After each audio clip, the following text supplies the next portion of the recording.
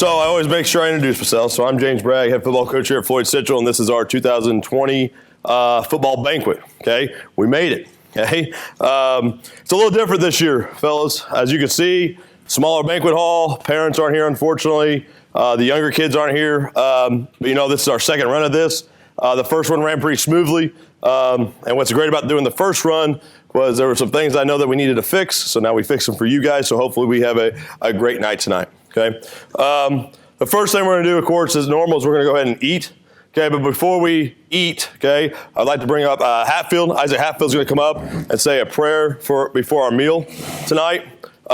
When we get started here, I'm going to let the Booster Club and the coaches eat first. Okay, and then we'll go by seniors and down the line from there, so we can get started a little bit earlier than normal. So come on up, Isaac. Isaac Hatfield. Thanks, all my teammates and coaches for coming out tonight, and I'm going to say grace before we eat a good meal. So, dear Lord, thank you for this day. Thank you for everyone gathering here today, all my teammates, coaches, and parents, friends, and family. And thank you for the football season that we did get to have. Although there were some struggles and some problems with COVID-19, we still made it through, and we got to have an awesome senior season. And I wish best of luck to all the juniors going forward next year, and Coach Bragg and the rest of the coaching staff. And I pray that we all stay safe in our journeys as we go off to college and whatever we choose to do after this. And help us enjoy this meal and enjoy the rest of our day. In your name I pray, amen. Amen. Thank you, Isaac Hatfield. Appreciate it. Okay, as of now, Booster Club and coaches, would you please get up and go get meals?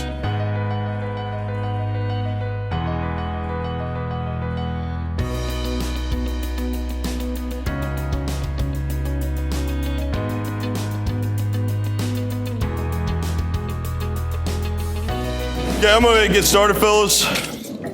Hope everybody enjoyed the food tonight. Okay, first thing we're going to start off with is just some introductions. Okay, this year with COVID and everything going on, it was a struggle the entire time. From last March when we got shut down to April and May, not being able to come to school, to June not be able to come and lift and be around you guys. Then in July we start up, and we had some issues at the very beginning of July. And then, it seemed like every week they told us we could start handing out equipment and things. It kept getting pushed back. And then we finally got started.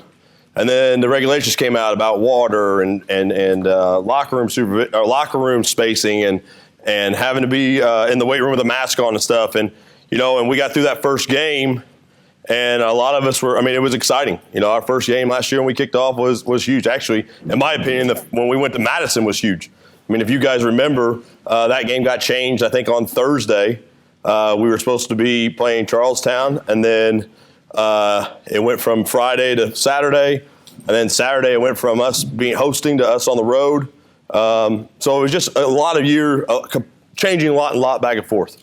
And we made it through a full season, which was awesome. Okay, not very many states could say that. Not many teams in our state could say that. I can't remember the number. Maybe Coach Polk or one of you guys, do you remember that number? I want to say it was like 114 teams maybe in the state played an entire football regular season out of the 320, I believe there is in the state. So that's incredible. That shows not only you guys did a tremendous job, but the parents, the Booster Club helping to make sure we got every game in. So I really do appreciate that. Having said that, there's so many people to thank, but the first people I want to thank for this season especially is the Booster Club. Okay, our Booster Club members, Mr. Rogers was our president. Would you mind standing up real quick, Brian? Rochelle Cummings, okay, Leslie Anders, and Carrie Lyons. These four individuals worked with me a ton throughout the whole year, but especially this year. I'll never forget that first phone call I made to Brian saying, hey, we can't use the water trees, and we have over 110 guys, or at least 110 people out in that field that we need to hydrate, and it's going to be 98. What are we going to do? And within a couple hours, there's a guy from Lowe's showing up with a pallet of water, and we have a game plan. So that was just amazing, the support from those guys. Not only in the Booster Club, but getting your parents to help donate things and making sure meals ran smoothly and everything they did for us this year. So I do appreciate everything they have done for us. Okay. The other people that I want to thank to start out and to get this night rolling is our coaching staff. We had 12 great guys this year. Some of them are here, some of them were here earlier.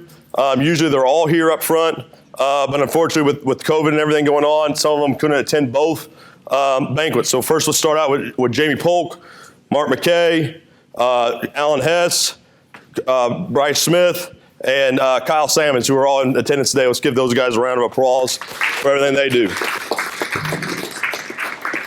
Not mention guys that unfortunately couldn't be here tonight: Jim Abel, Rick Bannett, Michael Bugheiser, Brian Schneider, and I forgot one more, Donnie Gumble as well. I forgot Donnie Gumble. Donnie Gumble's in the house tonight. These guys help make my life easier. One of the best things in the world is on Tuesday, calling back and forth and getting emails, and Coach Polk will call, hey, what do you need this week? That helps me out tremendously. It might be something stupid, like, hey, I just need a hug today or something stupid like that. But just the support these guys give to me and for you guys and being around most of the year is awesome. Okay, so I can't thank them enough for what they do for us. Okay, the other thing I wanted to thank is their wives. Okay, usually they're here. Okay, and you guys know this. Family is very important to me and our coaching staff, and we try to instill that with you guys.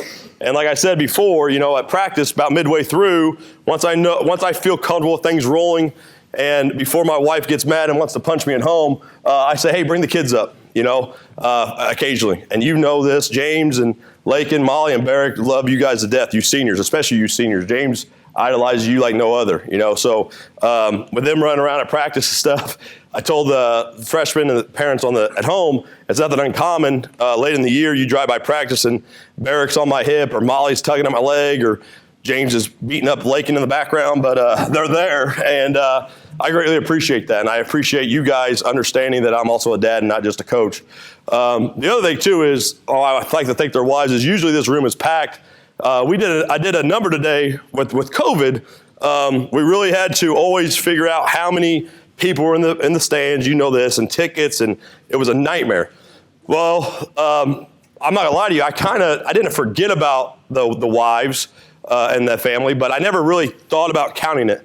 And with all 12 of the coaches that we have on our staff, there's actually 52 people involved, with wives and kids and everything. So that's a huge amount of people. And if you think about it, like for this event tonight, we could have had a banquet just coaches, wives, and kids. And you guys wouldn't have been here. You know what I mean?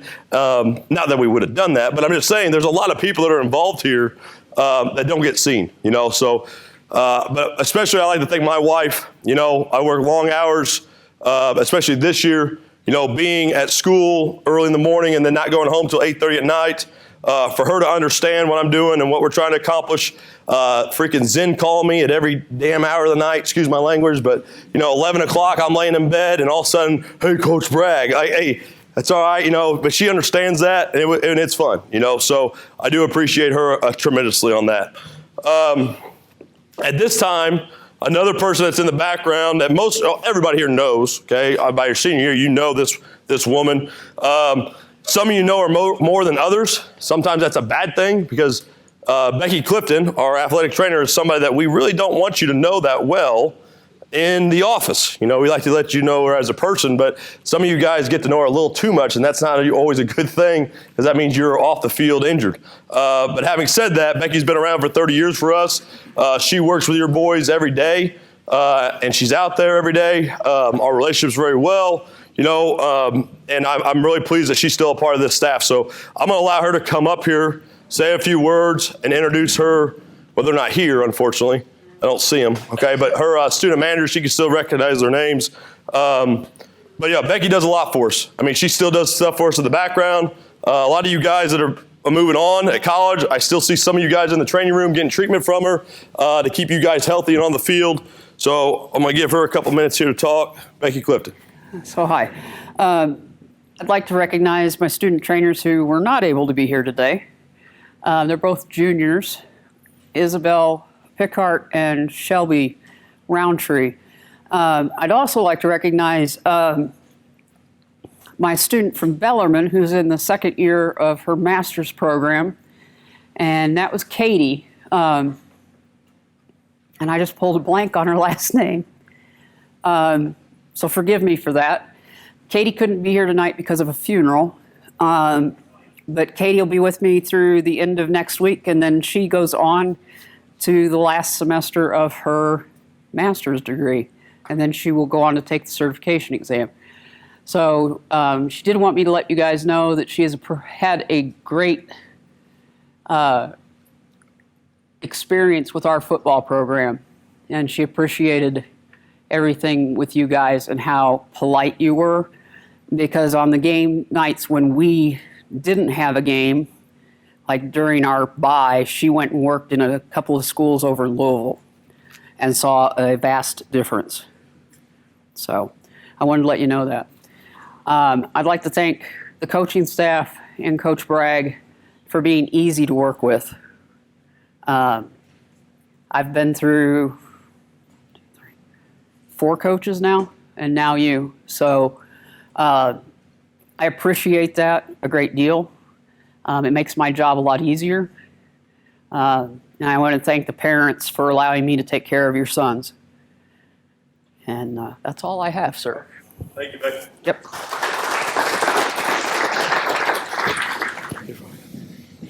Okay, so in normal years, we'll start, right now it's starting to introduce managers and filmers as we go, but we're going to change it up a little bit because we don't have all those people.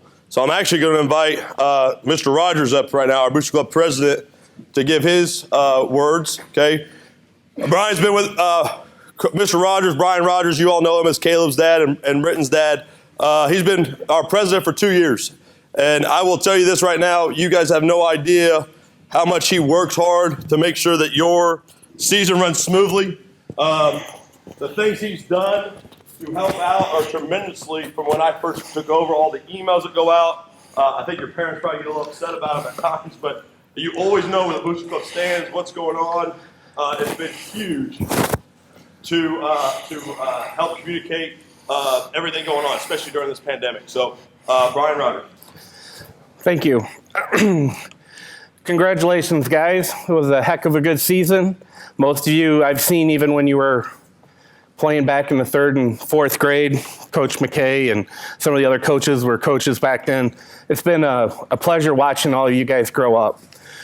The first thing I want to do is say thank you to the Booster Club board members, Leslie, Rochelle, and Carrie. You guys worked out all year for the last 4 years to get ready to play and do all this. It's amazing to see how much they were working to keep your season going. We had meetings in the parking lot, as Coach said, after game 1. We were worried about if we were going to be able to get you meal 1. And I know the meals weren't the same as they always had been in the past. They were kind of, I call it stinky at first. But towards the end of the season, we worked ourselves back into the cafeteria and got somewhat normal, even though we had to have assigned seats and do all that. But you guys really did a great job of just going with the flow. No matter what it threw at you, you guys made the changes and you kept going. And you were very positive during it all. And it was really nice to see that, because it made us feel like all the nights that we were calling each other on Sunday nights and Monday nights and trying to find food and everything else and ways to pay for it all, it just worked out, and you guys are very appreciative of that, and I want to say thank you for that. Another thing is like Coach brought up the water story. That first skid of water, believe it or not, came from a Floyd Central football alumni. I don't know who he was, but I know Carrie knows who he was. He heard we needed water, has nothing to do with the Booster Club, doesn't have a dog in the fight. He just donated a whole skid of water. So that should tell you what the family around Floyd Central football is like. It's huge. It goes beyond these walls.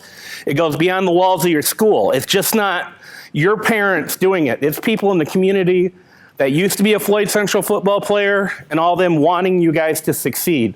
So the way you guys handled it, the professionalism that you did this year was pretty awesome. I want to say thank you for that, okay? I also want you to know all those banners of the businesses that you saw, some of those businesses had a really tough time this year because, you know, their sales were down if they were restaurants. They still donated to you guys and made sure that you had your meals. anything that coach needed, we had the funds to do it. So when you're out there, say thank you, or just remember when you're at a rapid fire or That's My Dog or some of the other places, just remember what they did for you guys. They supported you during all this. It's a good thing. Also, this will be my last year as president and Rochelle's last year as vice president, as our seniors are graduating and we're no longer going to be on the board. So I'd like to introduce the new board. Carrie Lyons will be the president. Leslie Andrews will still be the treasurer. Crit will be our new vice president. And Nicole Ekins will be the secretary. So juniors, that is your new booster board, and I'm sure they'll take care of you guys as well as we have. But once again, I just wanted to say thank you to your coaches, and it was a really great time watching you guys grow up. It was fun. Thank you.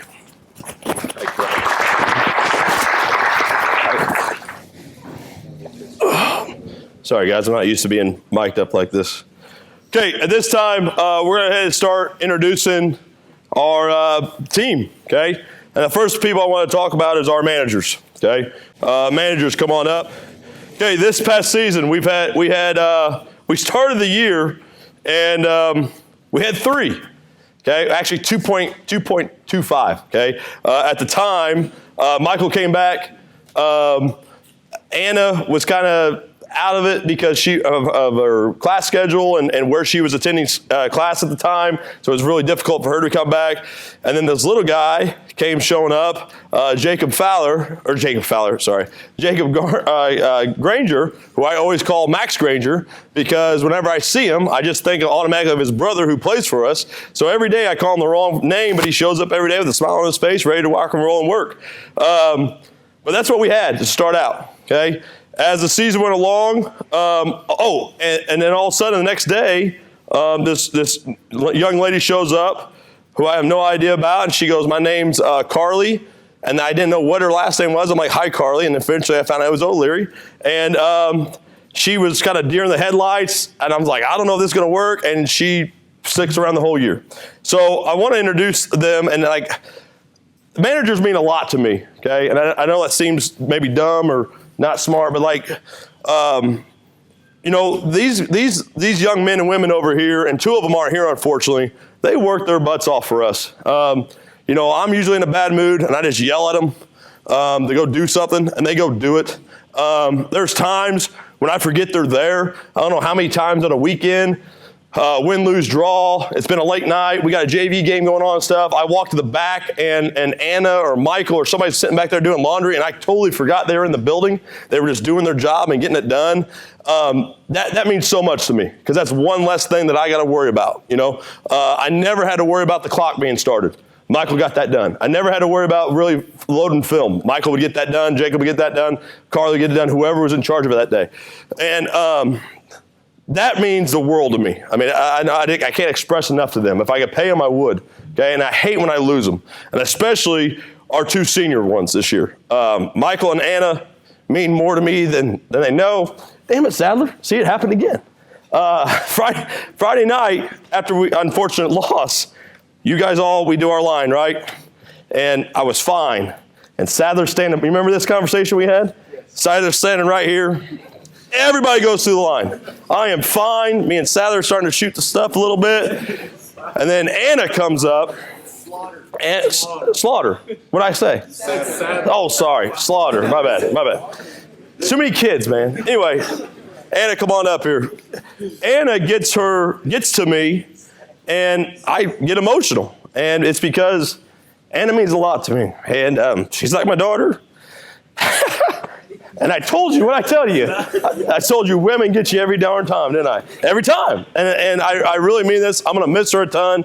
I'm very excited about what she's doing in her future. She's going to go to Louisville and go into nursing. I think she's going to maybe go into Army, correct? And that'll be amazing. So whatever Anna does, she's 100% into it. Whatever she does, she's very much a people pleaser and a hard worker, and she's going to go places in life. So Anna Polston, I'm excited for your future, but I'm sad that you're leaving me. So sorry. Here, that's yours. You go ahead and go in the front. They should have a plaque for you. Yeah, down front. Next one, Michael Fowler.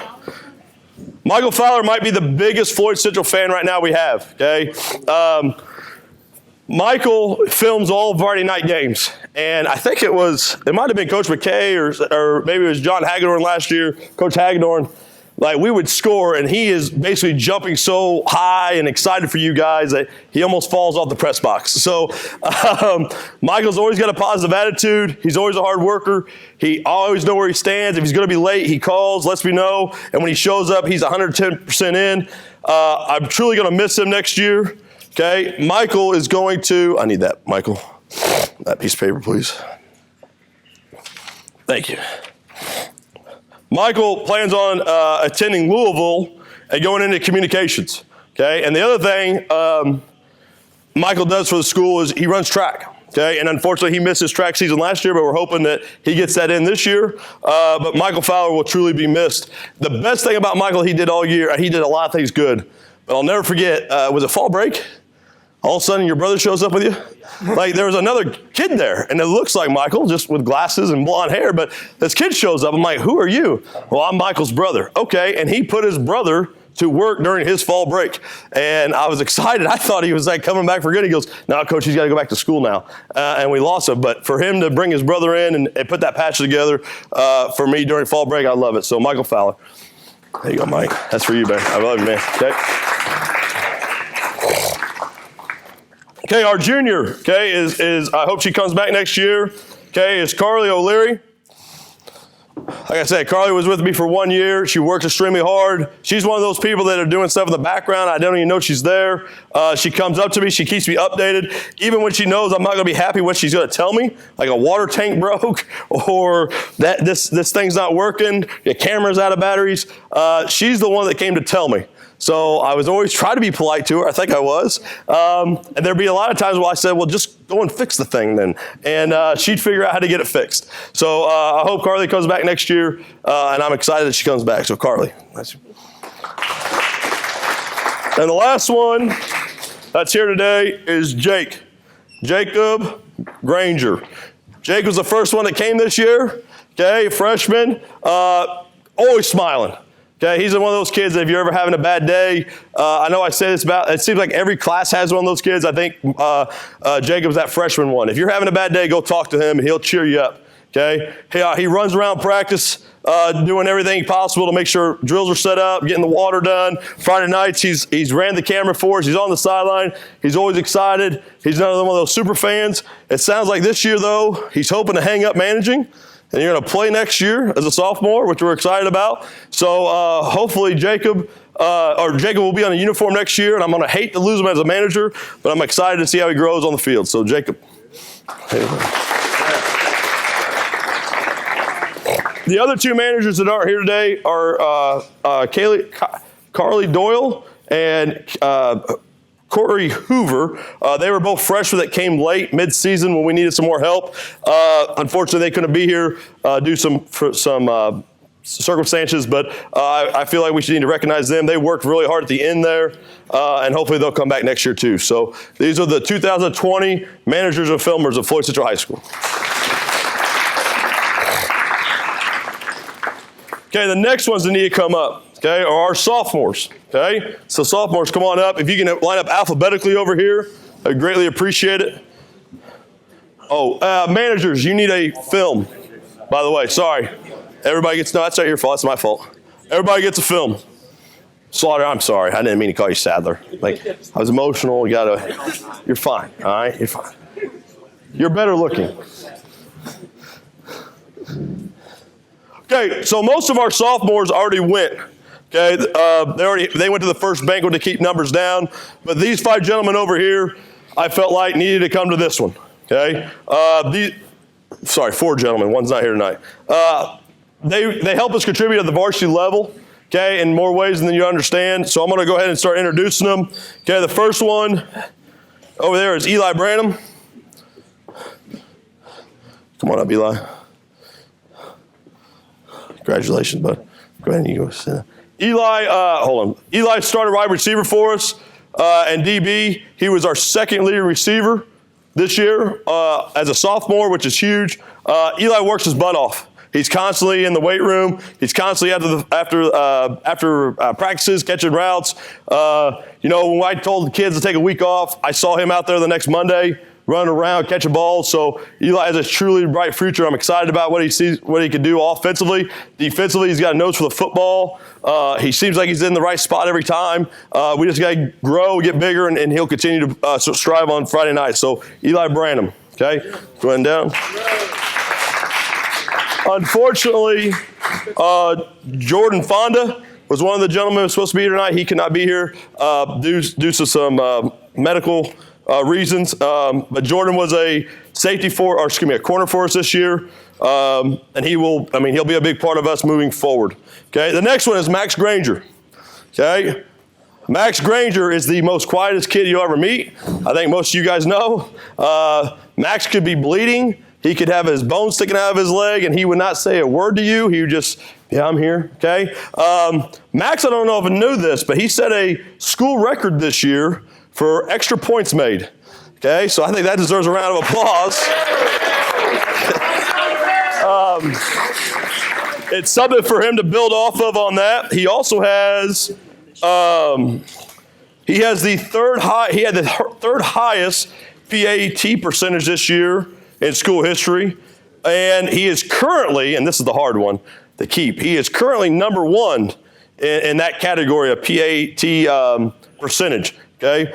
He also has a couple sprinkled in there, where he's up and down. I didn't want to recognize those right now because he does have so much to strive for in his future. And hopefully next year Max isn't just kick for us, hopefully he's a receiver for us as well, and he's also a DB. Max is, one great thing about Max is like, he also, Friday night he kicks for us. On Saturdays he plays JV.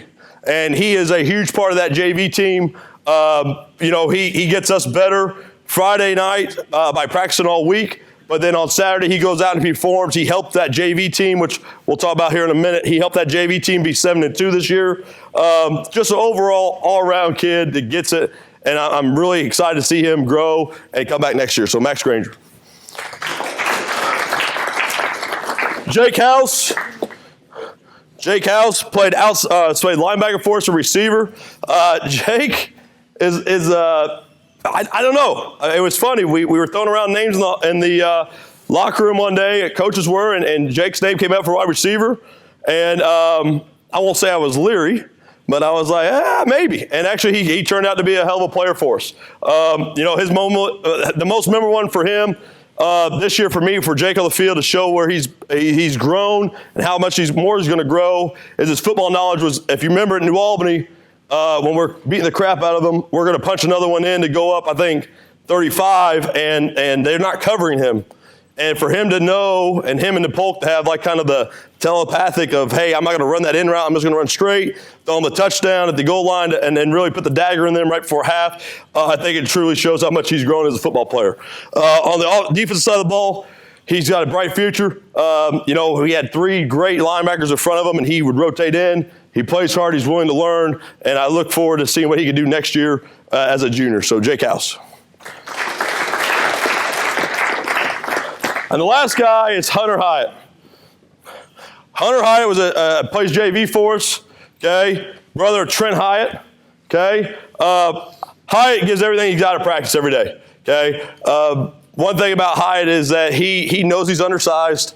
He jokes about it with me, but he doesn't care. He's going to go out there and he's going to get pounded, and he's going to get up and he's going to go back to the huddle and he's going to do it again. And his ability, and me and Coach Gumbel were talking about this last week, his flexibility, his effort in the weight room, it's tremendously better than where it's been in the past few years. And as long as he stays with it, he will have a very bright future. He's got big shoes to fill with Big Brother. But I think we got a new Hyatt coming up that can really help us at the varsity level. So Hunter Hyatt. Thank you. Guys, you get a DVD? Boys, sit down. Okay, we're going to start with our juniors now. Okay, so juniors, come on up. Line up. There's quite a few of them.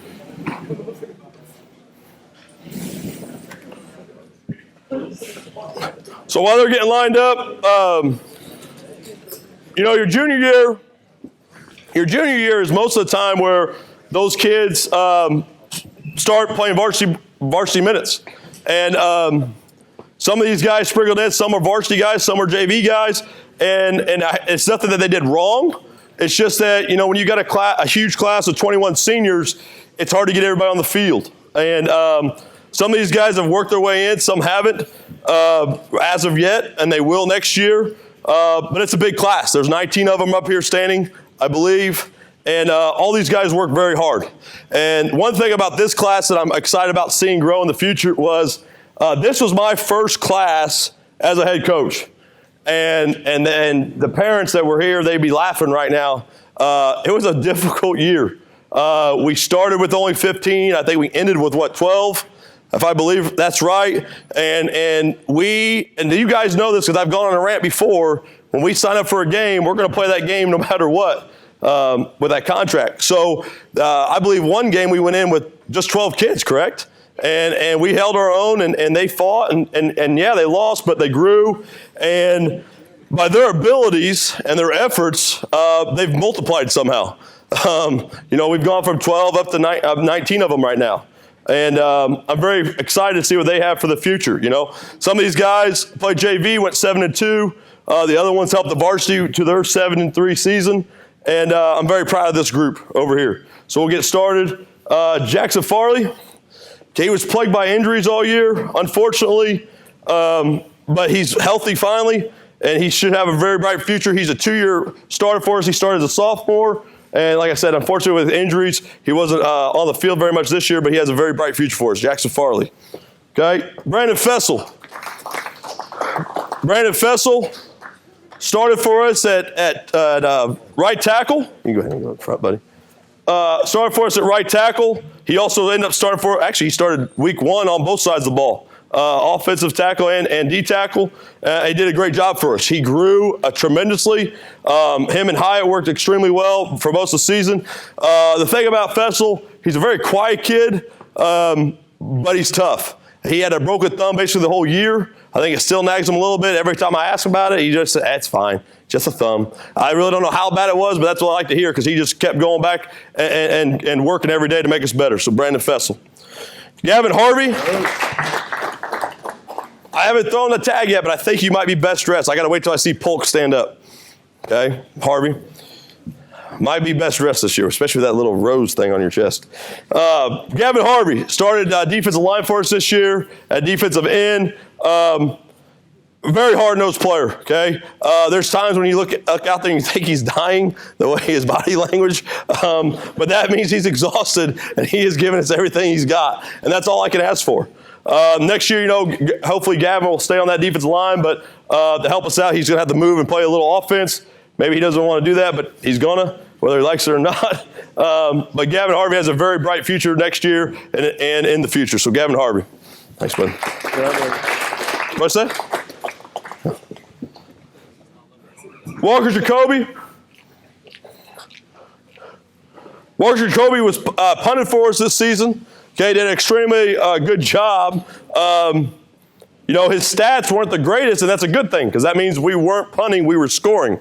Unfortunately, at the end of the year, Jacoby had a knee injury, and he's rehabbing, and he looks really good. I'm very pleased at his efforts to get back up on his feet, back in the weight room, get better, and he should have a bright future with us next year, not just kicking, but also on the offensive and defensive line. So, Walker Jacoby. Lucas Schneider.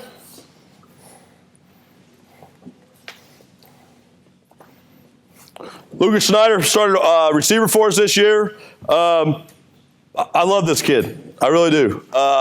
Lucas is a kid that takes criticism very well. I can tell him that he's not very good, and he will stare at me in the face, and he will go and get better. And I really do mean that. I mean, Lucas has a very bright future. At the beginning of the year, he catches a couple balls in the game, and he never quit. He always seemed like he knew he was he was always on the right routes. Very hard-nosed kid. Loves the weight room, and I expect big things out of him next year. Lucas Schneider. Yep. Luke Bible, the ball magnet. So, Luke Bible, and the ball magnet's a good nickname. All right, don't forget that. Okay.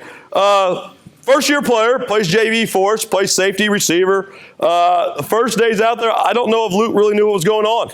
And just to be honest with you, but he stayed with it. And he starts playing, and all of a sudden he's catching passes. And then all of a sudden on defense, he's running across the field, and oh my gosh, there's an interception. And he had probably 4 interceptions in 3 weeks. He caught a punt by accident. Literally, when I mean accident, you go back and watch the film, he's trying to block the kid, and it gets wedged in his arm. But Luke's always in the right spot at the right time. And the good thing about that is that he makes those plays, and that's what we look for. So I hope Luke works hard in the weight room, stays with us. Okay, and he'll have a bright future next year on the field. Luke Bible. Sure. Yannick Blank. Yannick. Oh, man, Yannick. How you doing? Good. Good. All right. Yannick, I love this kid. Foreign exchange student, okay? His I guess, Offit, I'll call him his brother. Owen Offit one day goes, hey, this kid wants to play. And I go, who's this kid? And he goes, he's our foreign exchange student. And I said, you want to play football? Yes. And he said, okay. Well, we tried him out at kicker. That didn't go too well, did it? I tried 3 kicks and it was okay. You kicked one backwards. I didn't kick it backwards. It was bad. All right. But he stays with it, okay? And we get to a point, and I'll never forget, and this is the confidence level, and this is what I praise about Yannick and I'll miss, is that I think it was week 2, we go to him and say, hey, you want to go in? And he goes, no, I don't want to go in. And I'm like, you sure? Yeah, I'm fine, coach. I'm fine. And then by the end of the year, he's playing quite a bit of JV minutes. He understands what he's doing on defense. He's got the terminology down. He looks like he's having fun. He got in some Friday nights a little bit at the very end. And I will miss you, Yannick. So good luck going home. Nice to meet you, man. Yeah. All right, thanks. Greg Bouch, or George Bouch, excuse me. George Bouch. Not Greg. I don't know why I say Greg. George, another first-year player for me, came out this year, worked hard in the summer, or spring what we had, worked hard in the summer, and fit in that JV role. Played running back for us, lined up a receiver at times. Defensively, he flies around. He knows how to tackle. He's not scared of contact. And I'm really excited to see what he does in the offseason, in the weight room, and being a part of what we need to have next year to be successful. George Bouch. Yep. Corwin. Ezekiel Corwin. Congratulations. Corwin's one of those kids that falls in that category of, you had great seniors in front of you. And he works extremely hard on the defensive side of the ball, defensive end. He knows the game. It's just hard to crack into what we had at the varsity level. He played JV defensive end for us.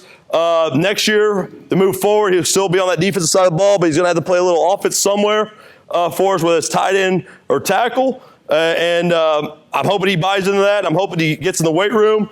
He's grown a lot. His knowledge of the game is getting better. And I'm excited that he came back out for football this year. So he's Corwin. Owen Offit.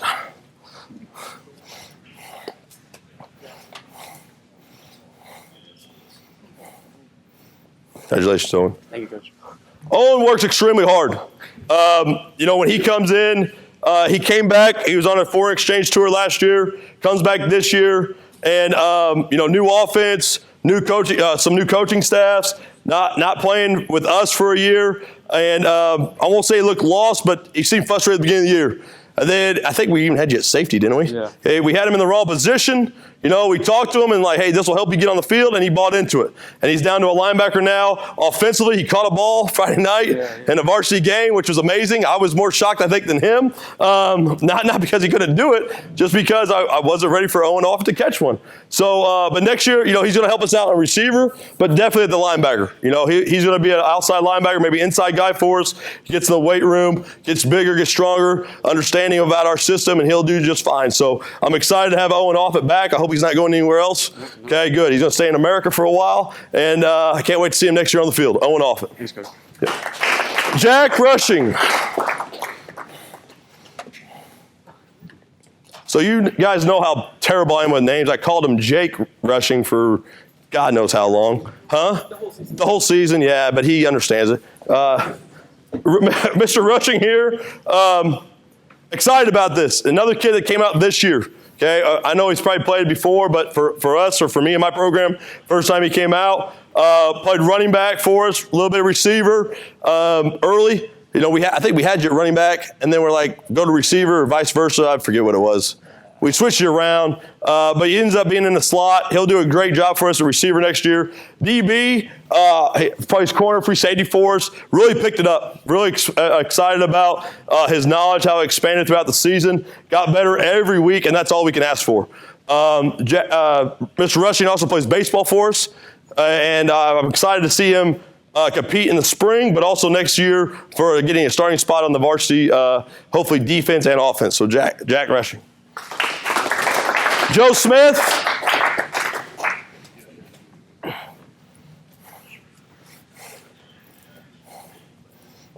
Joe Smith, another first-year player for me.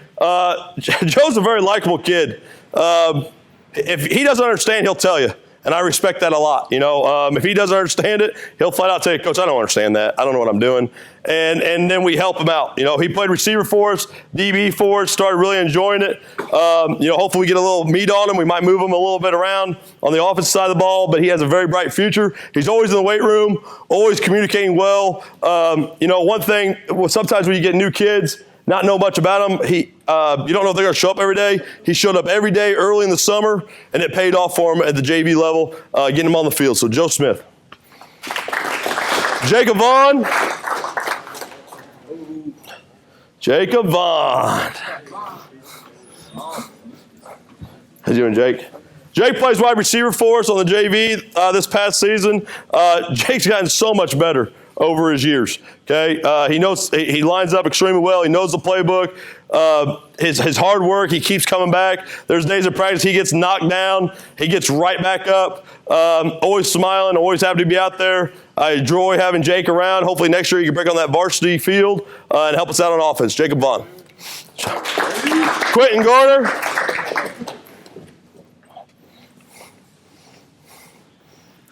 Where's your boot? Where's your boot? Okay.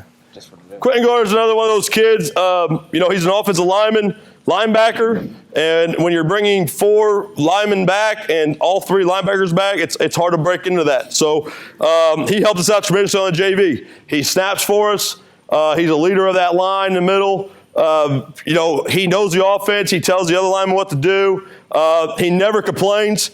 You know, he might be getting his butt kicked one day at practice, and he'll get it right back up. He won't back down, even if he gets in a fight at practice occasionally. But we like that. So I look forward to that tenacity and that drive carrying over this year. Currently, right now, he's in wrestling, hobbled by a little bit of a foot injury. But hopefully he gets back on the mat and also back in the weight room, and I expect big things out of him next year. Quentin Garner. And last but not least, Zach Hussler. Mr. Hussler. 2-way starter for me. Not going to lie to you. Beginning of the year, Coach Polk comes and goes, hey, he's going to have to play both ways. And I about fell out of my seat. Not because he couldn't do it. I just didn't know if he was ready. And there's only one way to see if you're ready, and that's to throw him out there. And he did a tremendous job for us. Offensively and defensively. Defensively, he led us in tackles for a while. Offensively, he was catching balls. He's the fastest kid on the field. We took advantage of that early in the year. He had a punt return this year for a touchdown. Just a real athletic kid on the field. I'm happy he's coming back. He's got a very bright future in our program. He's also a track kid, and I'd love to see him out on the track, see what he can do out there this coming spring. But Zach's flipped the switch. I'm very pleased with his efforts in the weight room. I'm very pleased with him as a teammate, but I mean his production on the field is bar none. I'm excited to see what he does next year. Zach Hussler. Thank you. Yep. This is your juniors of your 2020 Floyd Central football team. Seniors, okay? Hold on. It might be. Yeah, go ahead. Come on up. We'll line up. Alphabetical order.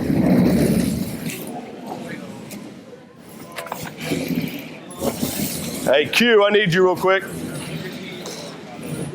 Spurgeon. Come here, I need you two. Coach Polk, would you mind helping me up on stage, please?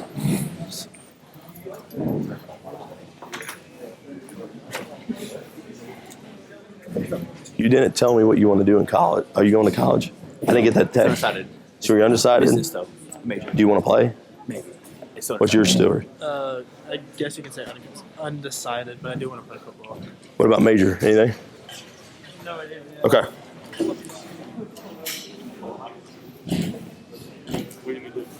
Hand them their footballs and stuff, Coach. Like all this stuff up here. What is it? They get everything. They get their jersey. Okay. Yeah, all of it. So when they leave and get in front, they should have a DVD. They have a whole. go, let's double check. Should get them our darn bag. You know.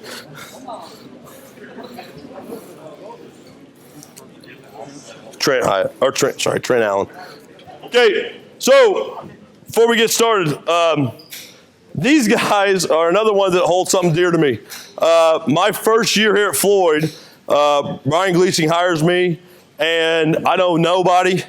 And Coach Polk and me are put in charge of the freshmen, and we had fun, to say the least. You know, we took on Coach Gleasing's offense and put these guys in spots, and to the point where there was times where Coach Gleasing comes up and he goes, "Why are we running that?" And I'm like, because it's a good play.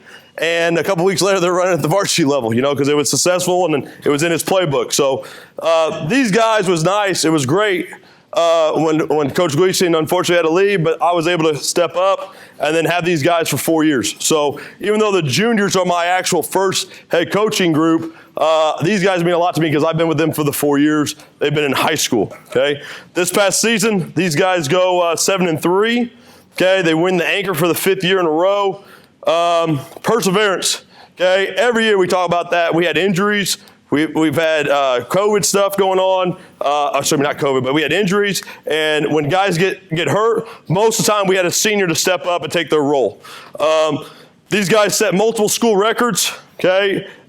Two of the most notable ones as a team, and we'll talk about some individual ones later. Offensive points scored in a season, they scored 371, which puts them 7th in school history. Defensively, it was the fewest points given up since 2003. So that's an awesome job by these seniors and everything they do. So those are team accolades. Okay, so the first one up, and guys, when you come up, you're going to have a lot of stuff in your hands. When you come up, if you want to put it down in front of where you're sitting and then stand in front, be my guest. You want to hold it, that's fine. First one up is Trent Allen. Trent Allen played linebacker for us this year. He worked his way on the field quite a bit. Very hard worker. Unfortunately, at the end of the year, he's one of those ones that suffered an injury. I still, to this day, don't know really how it happened, but he hurt his ankle and was unfortunate that couldn't finish the season. But Trent's a very hard worker. He has a very bright future. He plans to become an electrician after graduating high school, and I hope he sticks around Floyd Central because I love to see him grow and produce little kids, and they come back and help me win. So Trent Allen. Thanks, bud. I'm going to miss you, man. Thank you, buddy. Hey, if you want to go down that way, it might be easier. Okay? Eli Brown. Number 43. Eli Brown played D tackle for us. Brown's a very hard worker. I mean, he wants to get in there. You know, he tries every day, shows up for everything, positive attitude. Been with me for 4 years, and doesn't let anything hold him back. If you need somebody, you say, "Hey, I need a D lineman." He's the first one right there for you to be put in the game. He truly will be missed. Eli plans after high school in the spring to work at Ford, and I hope he sticks around and then comes to football games and doesn't shy away from us. So Eli Brown. Good job, buddy. Okay. Oh, you good? Take that pen out of my hand. That keeps. Colin Cummings. Colin Cummings plays wide receiver and linebacker for us. Okay. Colin is a 2.5-year starter for us. He's been on the field since his sophomore year. Colin has done an amazing job. I can't speak as much how much I'm going to miss him next year. Some of Colin's accolades in the record books. He's 2nd in career kickoff returns. He's 4th in career kickoff yardage. He's 10th all-time in tackles in his career. And he's 6th in interception for yardage in school history. Colin had 2 big interceptions this year, multiple pass breakups. You know, one thing that comes to mind when I think about Colin is he he truly would do anything I wanted. I remember one time he's on the sideline, he's hurt, or not hurt, but he's gassed. Hey, you got to get your butt back in there, and he just runs back on the field. He might have said a bad word to me, but he went out there and punches in for us. So Colin scored, like we said, interception return, fumble return for a touchdown. You got a passing reception touchdown, a rushing touchdown. Is that all of them? I get them all? Yeah. So Colin scored 4 different ways for us, and that's huge. So Colin will truly be missed. After high school, Colin plans to go to either IUS or Louisville. He wants to be a criminal justice. Okay, I assume a cop, correct? Okay, which will be awesome, and I'm hoping he sticks around this area and helps us down the future. Colin Cummings. You get everything, bud? Yeah. Oh, he's got all that stuff there for you. Spencer Didat. You talk about a jack of all trades, Spencer Didat. Okay, he played D-line for us, linebacker, tight end, running back. He did a little bit of everything. Spencer, you can see him. He's a little bit smaller, but his heart is huge. Okay, anything we ask him to do, he'd do it. He'll give you 110%. Tremendous athlete, very good in the classroom, and we'll talk about that a little bit later. Spencer will be missed. I can't say enough about his hard work. Besides his earrings, me having to get on him to take them out, he's a stand-up guy and works extremely hard. Spencer plans to go to Purdue and major in software engineering. Okay, I have no idea what that is, but it sounds really technical and not for me. So he'll make a lot more money than me. Spencer did that. Thank you so much. Hunter Hale played offensive, defensive tackle for us this year. Hunter was a huge part of our offensive line, and then he moved over on the defensive side of the ball. Hunter's another kid that's a little undersized, but he doesn't care. He's going to give you everything he's got every play. Very smart kid, understands football, can change on the drop of a dime. And he's one that put his time in, had a great senior year, and I will miss him. He plans to go to IUS and study business, Hunter Hale. Sorry, bud. I'm going to shake your hand before you come up next time. Isaac Hatfield. Isaac Hatfield played offensive line and D tackle for us. He was an offensive starter for 2 years, and he's also our long snapper. Isaac, a tough-nosed kid. He tries every day at practice. He's got a lot of questions. Sometimes they frustrate me, but they're good questions. But he always wants to know what's going on, and that's a good thing. Like I said, he played center for us for 2 years. He truly will be missed next year. Isaac's got a big plans ahead of him. He plans on going to the University of Northern Illinois. He's going to either study religious studies or engineering. He will play football up there. He will be their long snapper. So, and he plays track for Floyd Central. So I'm excited to see what he does in the spring, but also next year on the collegiate level at Northern Illinois. Isaac Hatfield. Thanks, Coach. No, thank you, man. Trent Hyatt. Big Trent Hyatt. You got to get a hug, man. Trent's been with me. He's been with us all. But for me, I still don't forget that first day when I got hired at Floyd. Within a week, I told this guy right here that he was going to start as a sophomore at right guard. And he kind of had big eyes, and he played the entire season there. Trent's a 3-year starter on the offensive side of the ball for us. He helped us with defense this year. Very hard worker. He works extremely hard outside of the classroom. He does a great job at Prosser on the field. He gets it. Tough-nosed kid. If I ever got in a fight in a street and Trent's there, I'd pick him to come with me. Trent won't back down, and that's one good thing about Trent is what I mean by his teammate. He might not like everybody, but if you pick on one of his teammates, a guy next to him in the same color jersey, he's going to back you up. And that's one of the traits that's going to do Trent Hyatt very good in his life. Currently, right now, he's undecided on college and his major, but he does want to play at the next level. He does have some colleges out there wanting him to come on campus, and hopefully we can get that done. And I'm excited to see him play at the next level next year. Trent Hyatt. Good job, baby. Thank you. Brevin McCormick. Hey, Brevin. Brevin, unfortunately, had an injury all year. It stemmed back, actually, to last football season. But Brevin never quit. He showed up every day to practice. He did exactly what he was supposed to do. He rehabbed. And towards the end there, he was finally able to have some contact. And unfortunately, our season just ended. But he will be able to do track, correct? Full tilt, which is good.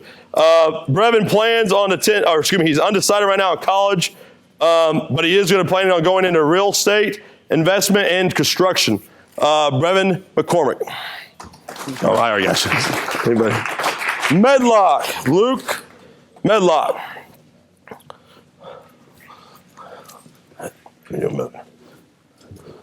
Luke Medlock started on both sides of the ball for us a little bit this year. Wide receiver and a DB. He was one of those guys who could do pretty much anything. He's the fastest kid on the field, and we took advantage of it.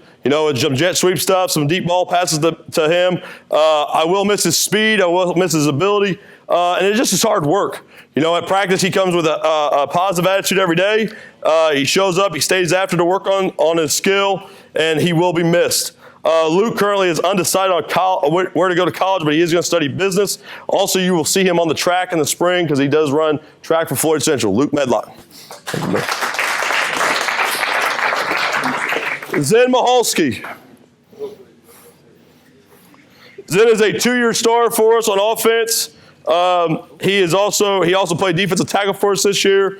Last year we started getting to a groove of like anytime we needed a big yards in the run game, we start going left. Anytime we needed a screen, we went left, as a junior for him.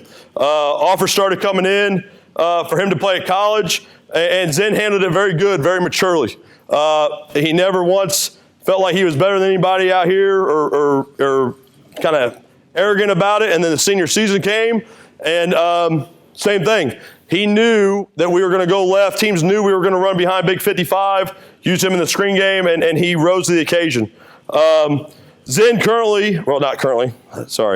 is going to go to The Ohio State University. He's going to study business, and he's going to play offensive line for the Buckeyes. And I'm excited to see what he does. You leave in when? About 20 days? About a month. About a month. Okay. Zen actually is graduating early from Floyd Central, so he'll be on campus in January. He will greatly be missed. Zen is a guy that I love him. I mean, seriously, when I say he calls me, and it's always positive, but it's pretty random at times. And, it got to the point where my wife maybe thought some girl was calling, and then it's just Zen. And, it's fun. So I will miss Zen. I hope he still, when he gets up to college, maybe calls me late every once in a while just to see what I'm doing or ask me how to cook popcorn or something. But good to have you, Zen. I'll miss you, baby.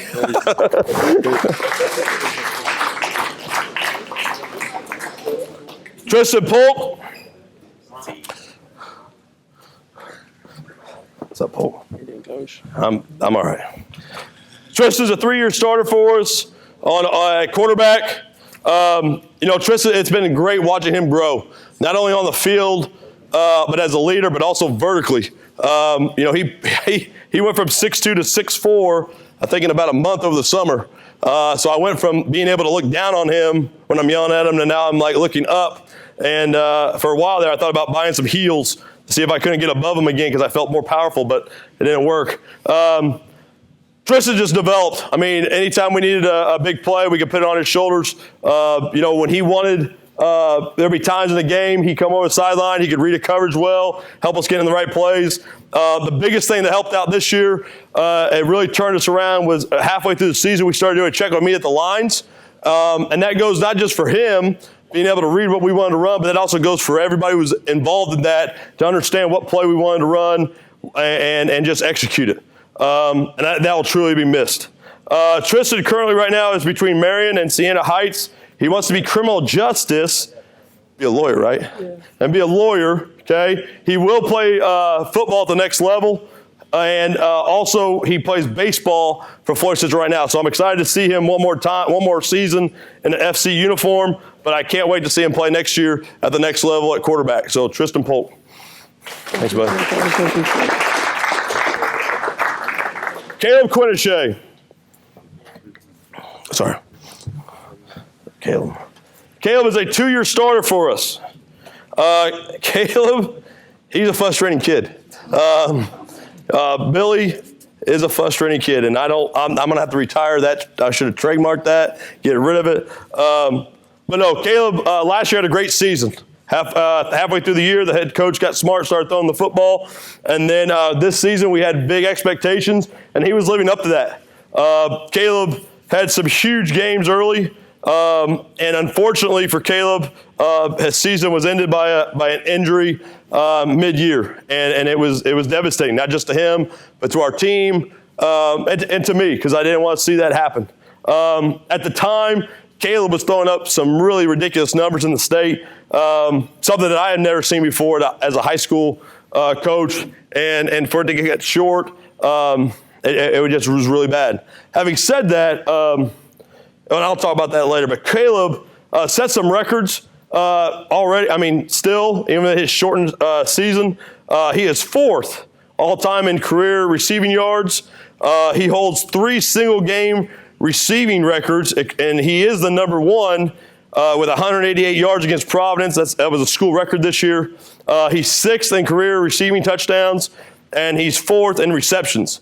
And those are great numbers and everything, and I'm extremely pleased with that output. It's one of those things where I wish I would have seen what he could have done with a full senior season. Unfortunately, he got cut short, but there are people out there that want him. You know, I get colleges calling about him all the time. Currently, right now, he's undecided on college or what college he wants to attend and what his major is, but he will play next year at wide receiver, and he's got a very bright future. So, Caleb Quinnishay. Trace Richards. Trace Richards plays defensive end for us and actually started playing a little tackle for us this past season. He kick steps extremely well. Very pleased with it. Your kick step, man. Your kick step. No, Trace is a great kid. We started him inside, and then we moved him back outside.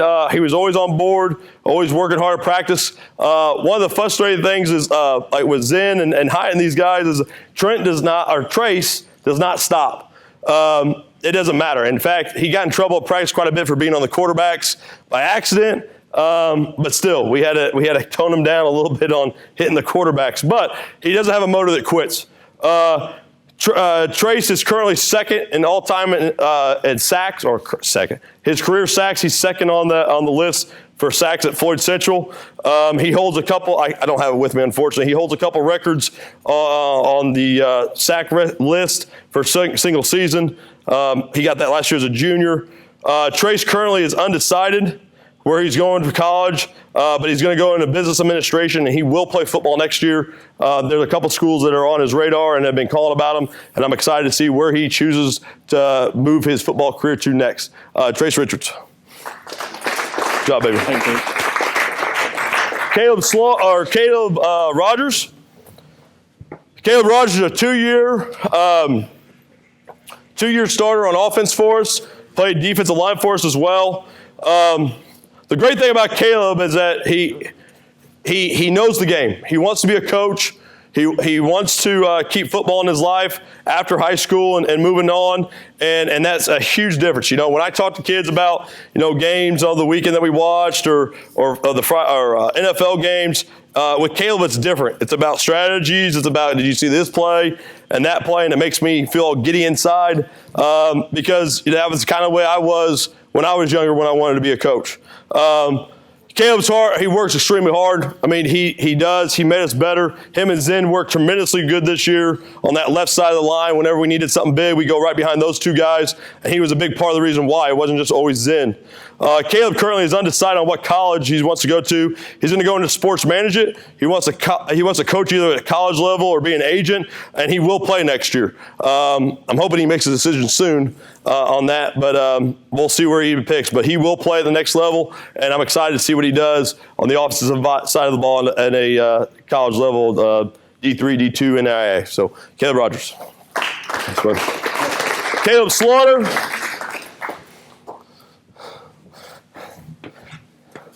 Slaughter. Yes. So Caleb Slaughter did not play football his freshman year. He was running cross country for some reason. And this kid with this beautiful hair would run by every day, and I'm like, who the heck's that kid? And I'm like, that's Caleb. Well, somehow we get him out his sophomore year, and I think he enjoyed it because he stuck around. We had him on punt, and in a playoff game, we called for a fake punt, and that's Caleb. And he was supposed to throw it, and he catches it, and I won't say he panics, but it wasn't open. It was open. It wasn't open, but it didn't get completed. And he comes off the sideline, and I think he felt like I was disappointed with him, and I wasn't. I said, hey, you get him next time, it's all right. And I think from that point on, he bought in 100%. Caleb's a 2-year starter for us on defense, 1-year starter on offense, and Caleb is another one of those kids I think that had a stat in every category this year. Unfortunately, he was going to get a passing stat, but we just never came open. But he had a carry this year. He had some big touchdown catches this year, big receptions for us. But his ability on defense was bar none. I mean, he got us lined up. He makes those calls. He was the inside, the mic guy, and he truly will be missed there. Caleb currently right now is undecided on college, but wants to do economics. Is that correct? And undecided if he's going to play. Caleb also plays baseball. And Caleb's one of those kids that he can play baseball at the next level, no doubt. He can play football at the next level too. And I'm hoping that he continues to do one or the other.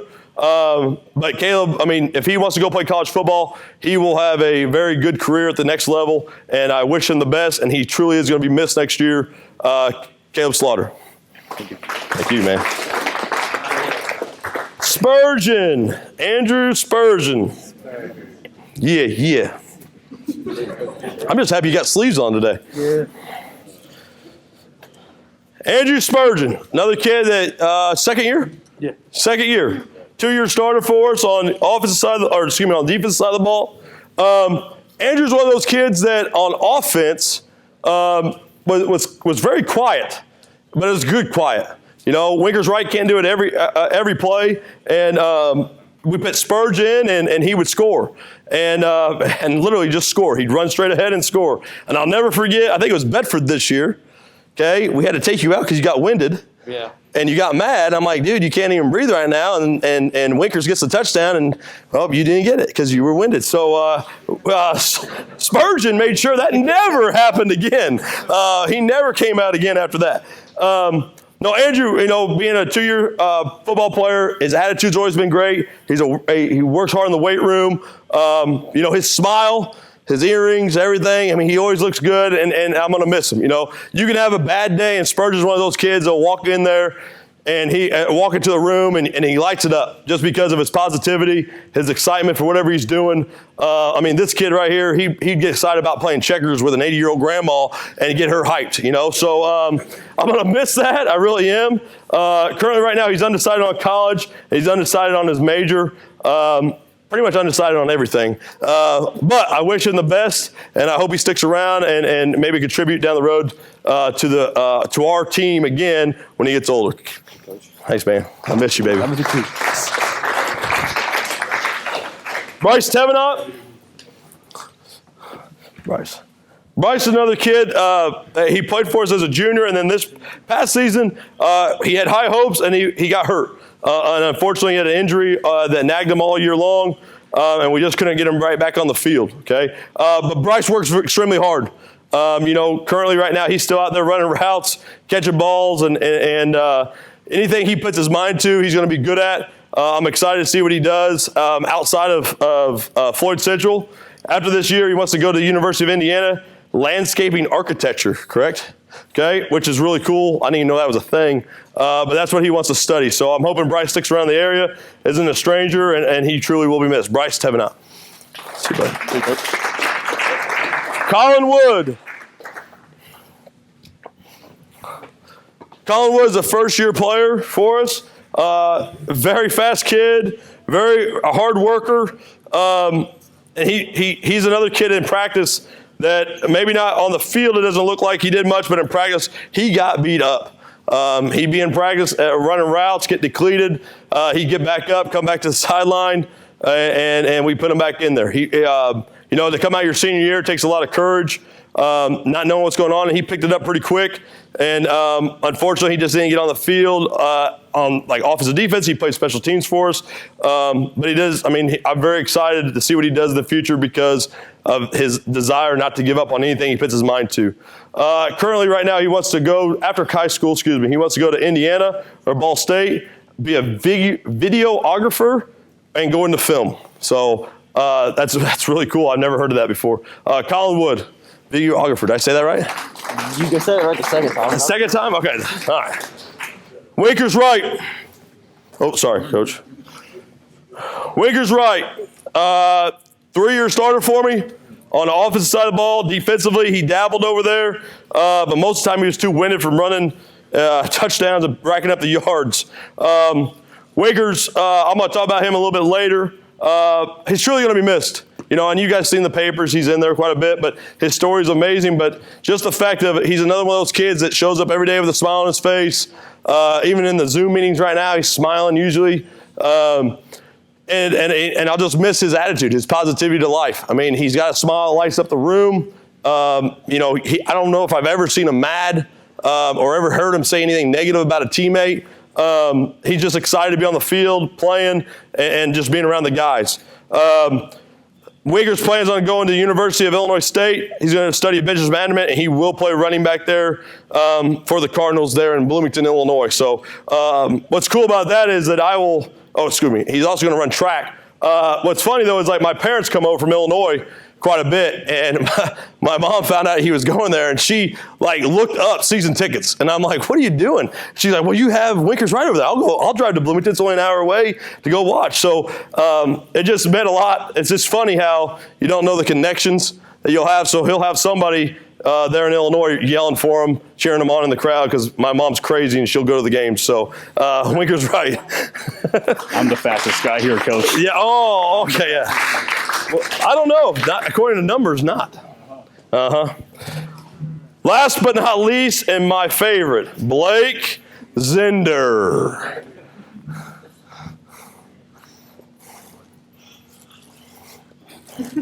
Love you, man. So me and Blake have a very loving relationship. But this year, and Coach Polk was standing there with me.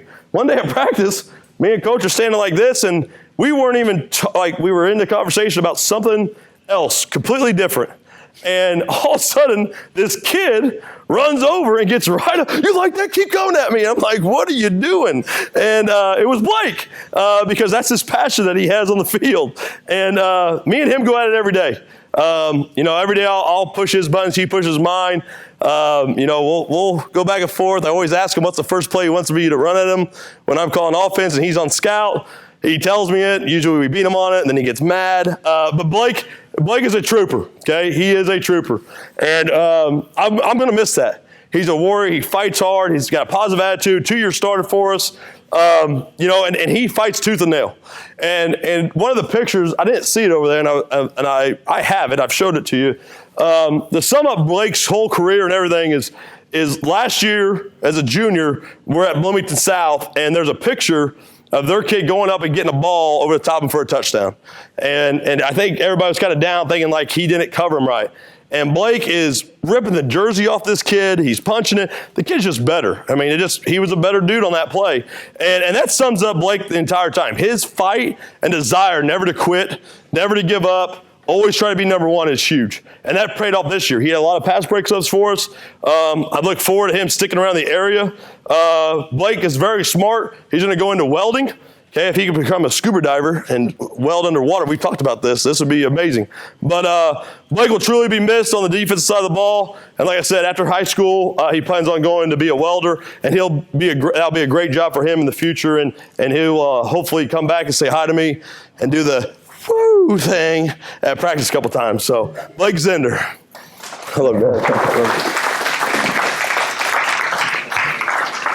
These are our seniors of 2020 Floyd Central football.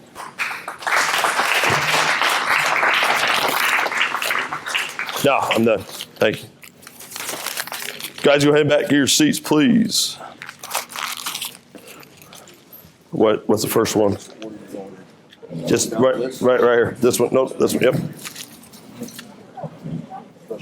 Okay. Oh, you can give it to me. Yeah. I'll do it. Yeah. No, I need you to hand these to me. This podium's not very big. Okay, so the next part of our night tonight, we're going to go ahead and go into team awards. Okay, these team awards are voted on by the players. Okay, coaches. Most years coaches vote, but this year I didn't have the coaches vote. This was all on what the team wanted, and as we were going through these, it was very interesting to see the votes. And what I mean by that is that some of these awards, there was a lot of competition on them. And most years it's not that way. Usually it's pretty hands down who gets them. But to see how these guys voted, and some of them wrote comments on there, it truly it's truly heartfelt. And these are the first awards that I've given out here that I'm excited about giving out, because I really truly believe that they earned these not only in my eyes and the coach's eyes, but also in their teammates' eyes. So the first one we're going to talk about is special teams. Okay, special teams player of the year goes up to anybody. Could be punting, snapping, returning, anything like that. I've already talked about this guy once. He set some records this year, and most extra points made in the season, third highest season percentage on PATs, and then also he's currently first in PAT kickoffs. He also had a game where he had 7 touchbacks in a game, and just overall hard worker on this. So our 2020 Special Teams Player of the Year is Max Granger.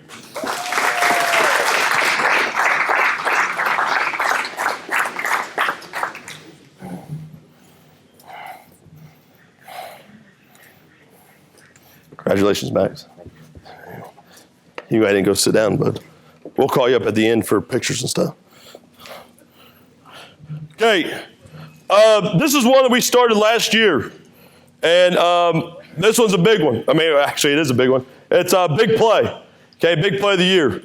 The coaches usually pick about 3 or 4 plays during the year that were big. Whether we win, lose, draw, just an amazing play on the field that we think changed momentum and helped us out down the road. And this year was very competitive, but there was one play that stood out more than any. And when I say this, you all, oh yeah, and it doesn't surprise me. It was one of the greatest football plays I've seen on a sideline. Unfortunately, we lost the game. But in the sectional game against Jeffersonville, we had a kid take an interception return back for 91 yards through traffic, and I was very excited about this kid. And in fact, I think I thanked him for getting us back on track. Your 2020 Big Play of the Year goes to Colin Cummings.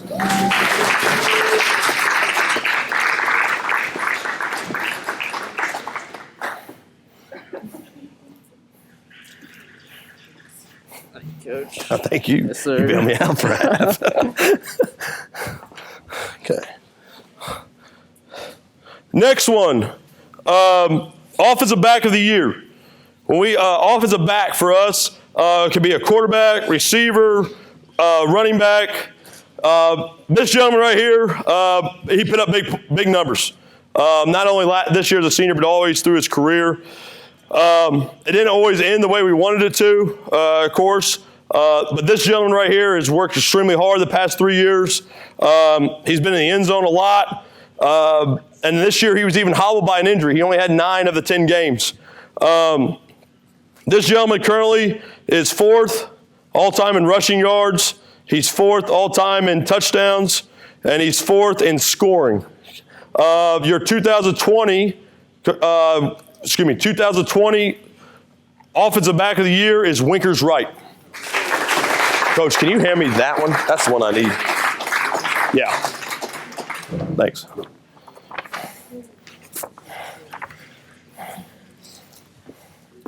Congratulations, bud. Thank you. There you go. A couple more. Sorry about that. I didn't have all my papers up here. Small podium. A couple more sacks on our recipient this year. On 143 carries, 1,300 yards, 19 touchdowns. And also the best thing about Winkers this year was he caught the ball in the backfield. He had 8 catches for 94 yards with I believe 2 touchdowns. So when you got a back that can do catch it and get the handoffs and make things happen, I mean, that's awesome. So congratulations to Winkers. Offensive lineman of the year. This one everybody thought would be a landslide, and it wasn't. And this is one of those things I tell you that our team really took into consideration these votes, and every one of our offensive linemen got at least got 2 votes. And so I say that because there's other people that know that how important the whole entire offensive line was. And actually, there were 6 of them that got votes this year. But this kid right here, he's going to be truly missed. You can't miss him when he walks into a room. No more need to say. Your 2020 Offensive Lineman of the Year is Zen Maholsky.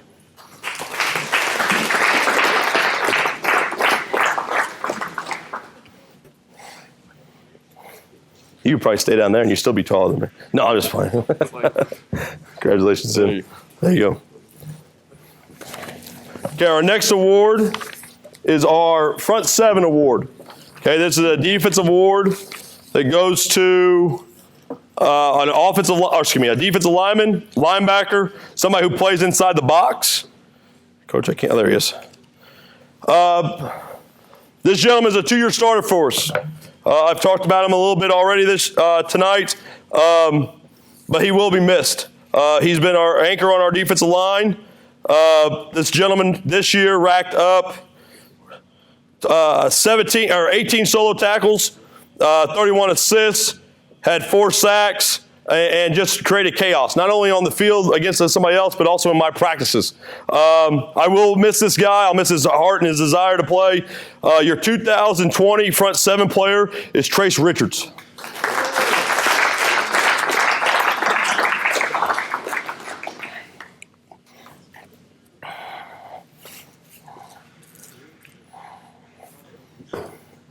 Congratulations, Trace. Thank you. What's this one? Trace, DB. Okay. Okay. The next defense award we hand out is secondary player, and this position could be a linebacker or DB. And this was very, very competitive. I believe we had eight or nine different guys up for this. And it came down to just a couple single votes. But this kid's a 2-year starter for us. This gentleman racked up 9 solo tackles, 11 assists, had an interception this year, fumble recovery, and 3 pass breakups. His heart on the field is going to be missed. And I'm really excited to see. Actually, I'm not excited to see this gentleman leave. He is one of my best friends and frustrates me, but I love the kid to death. Your 2020 secondary player of the year is Blake Zender.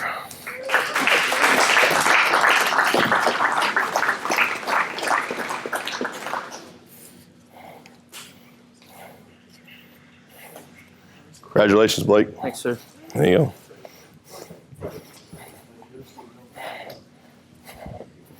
I don't know who was more excited when he got the interception, me or him. Probably me.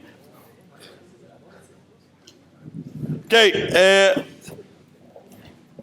the next award is hard worker. This one right here was awesome to see what our kids had written and who they put down. We had 22 different kids that our team put down for hard worker of the year. This gentleman has put in the time and the effort. He is a senior, and he'll truly will be missed. He has stats on both sides of the ball. On defense, he had 51 tackles, 21 of those are solo, 30 assists, 11 tackles for loss. He had a sack and interception. The interception was one of the most amazing interceptions I'd seen a high school kid make. Offensively, this gentleman, where's that? There it is. Even though he only had 3 receptions for 63 yards, he had one of the biggest touchdown catches and most focused touchdown catches that I've seen also in high school football. And this touchdown catch kept us in the game. I can't say enough about this kid. I'm going to miss him. He's the heart of our defense. Offensively, he's a smart kid. Your 2020 Hard Worker of the Year award goes to Caleb Slaughter.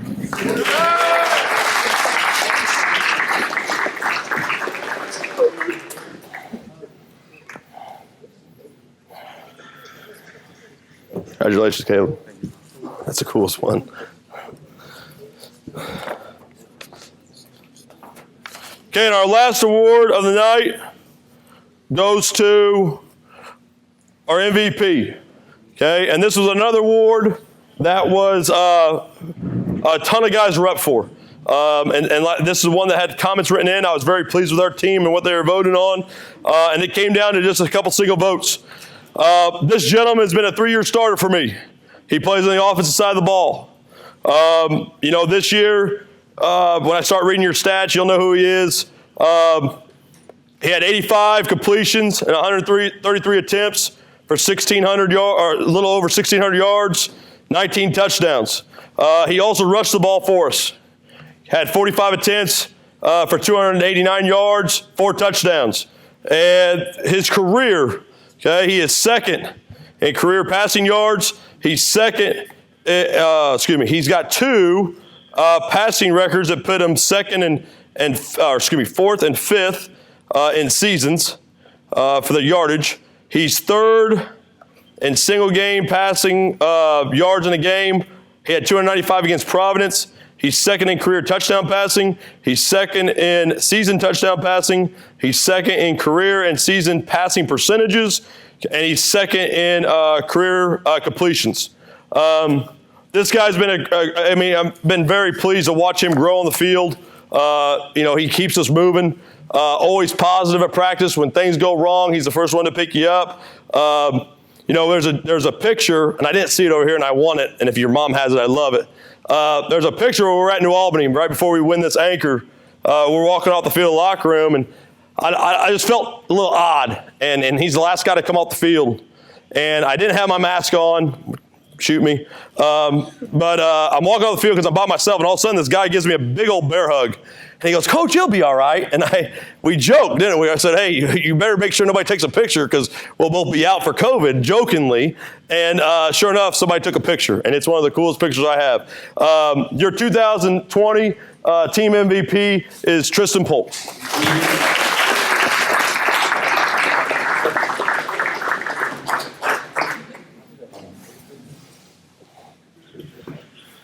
Congratulations, Tristan.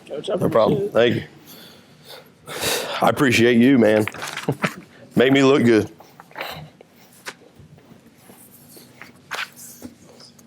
Okay, there are still some accolades that we haven't talked about tonight. And some of the awards I have and some of them I don't. The first one I want to talk about is the Colts All-Academic Team. Okay, this is voted on by coaches up in Indy. Okay, this is you have to have a certain GPA, top 5% of your class. I mean, it's very difficult to get this. And this year, we were lucky enough to have one of these guys selected to that team. This kid works extremely hard in the classroom and on the field. To be a part of this is the first one that I've had here at Floyd Central, but I asked Mr. Sequeira, and he couldn't remember the last time we had a kid voted to this team. So I'm very happy to say that the 2020 Colts All-Academic Team, the member that made it from Floyd Central is Spencer Didat.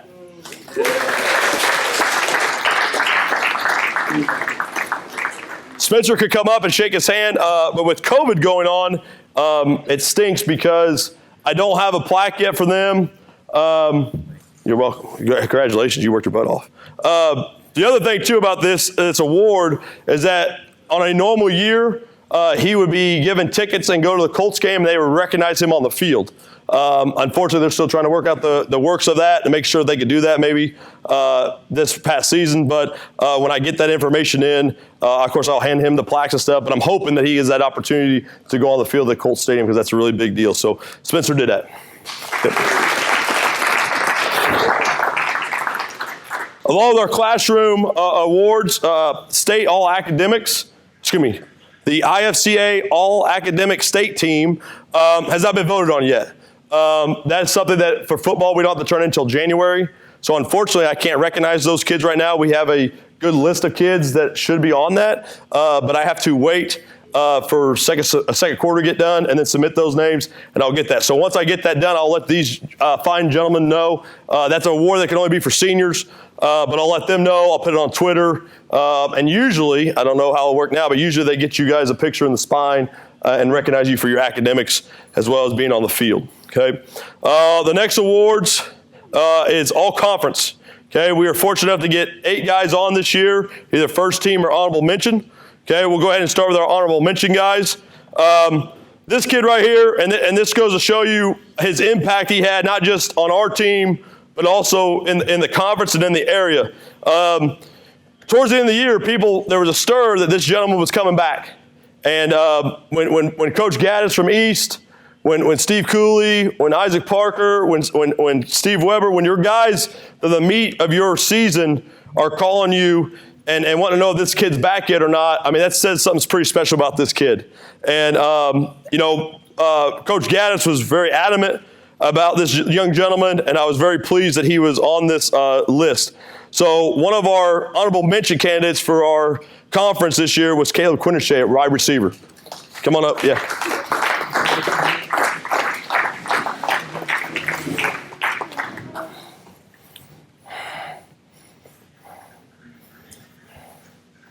You just stand in front when we have. Congratulations, Caleb. The next one, we had another offensive lineman. We had an offensive lineman make it. This guy worked extremely hard, 2-year starter for us, has a bright future. He will play football next year at the next level. Caleb Rogers.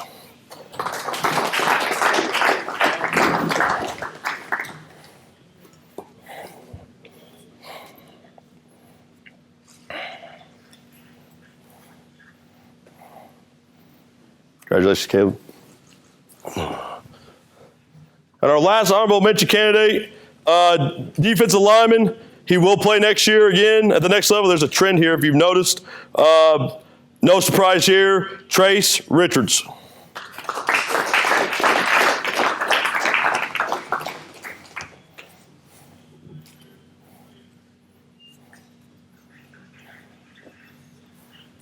Congratulations, Trace. Okay, we've had 5 guys make all conference. The first guy we'll talk about played on the defensive side of the ball, but he was also a big contributor on offense. But Colin Cummings made it as a linebacker. So Colin, come on up.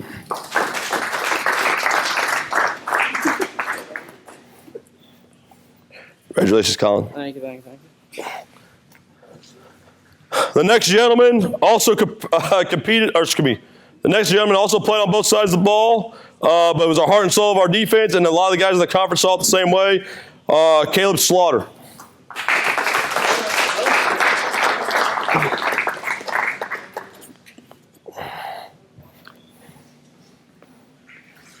There you go.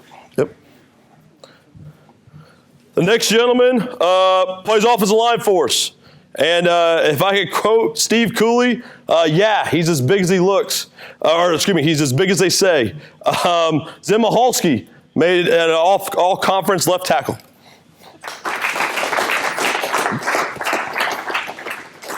Cooley about fell out of his seat when he saw you the first time. Yeah, from New Albany. Oh, yeah. We had a running back make it. Okay, this gentleman will play at the next level as well at Illinois State. Running back that made it for the all-conference was Winkers Wright. Guys, you can scoot down this way. Trace, you can scoot down this way, man. Yeah, just don't stand in front of the podium. And the last one that made it, last one that made it, our quarterback, two years in a row, Tristan Paul.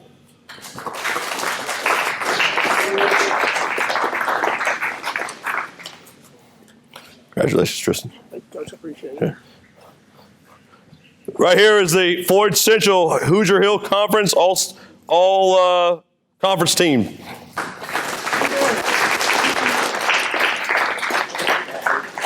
You guys can go ahead and go back. Guys, at the end of the night,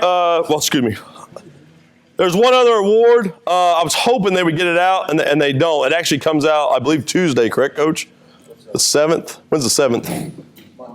Monday? Oh, tomorrow. Okay, either tomorrow or Monday, or tomorrow or Tuesday. The all-state team will come out. Let's vote it on the IFCA. We had multiple guys put up to try to receive that award. Once again, that's voted on by a group of coaches.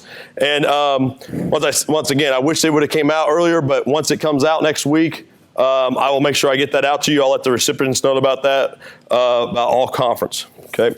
At the end of the night, I do ask that you guys come up here and get pictures taken. Okay. Any award winners, I'd like to get a picture with individually, but also with you as a group. So if you're an all conference person, make sure you come up here, please. We'll get some pictures. Also, if you got any team awards, I'd like to see that too. Okay. We also had 2 more awards this year. Thanks. One of them I've already given to a gentleman, Gilco. Okay, it's a radio station. They've done a lot of our games lately, and I didn't know what the first one was when I got it because nobody told me it was coming, and I actually missed it that this gentleman was up for it. This year, most of the time you get 1 a year. This year we had 2. And these guys are voted on by the community, and they put it up. But usually it's either a performance or a big play or something like that. And our first recipient, and I don't have it because he already has it, but Tristan Paul got one against Bedford for his performance against Bedford from this radio station. And our second one this year, which I have right here, was Colin Cummings for his performance in Jeffersonville game. So Colin Cummings.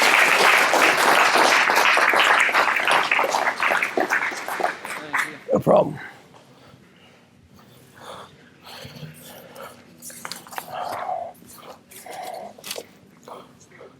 Coach. Okay. At this time, I'm going to ask Coach Gumbel to come up, and he's going to talk to you for a couple minutes. Coach Gumbel has an award to hand out. Unfortunately, with the circumstances, of course, of this year, one of the companies we used isn't open right now, so he is going to, I believe, get out an award tonight, I think, and then we'll get that award to that gentleman at the end. So, Coach Donnie Gumbel.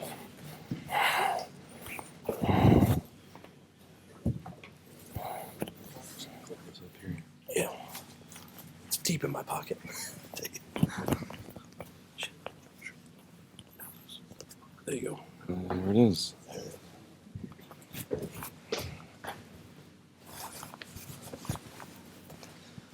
All right. Can you guys hear me all right? So following Coach Bragg, I'll do my best and I'll try to wrap it up nice and quick. But I feel like this group has been through a lot since I first arrived on campus a couple years ago. The award I'm going to be presenting, or at least talking about, is the Iron Highlander. Last year's award recipient was Calvin Brown. I feel like we could go forward and almost call this the Calvin Brown Iron Highlander Award. I think many of you guys know and can remember the things that Calvin Brown did last year and before that were so special. He was a strong, powerful kid, had a passion for the weight room, and just did some things, was very competitive in the weight room.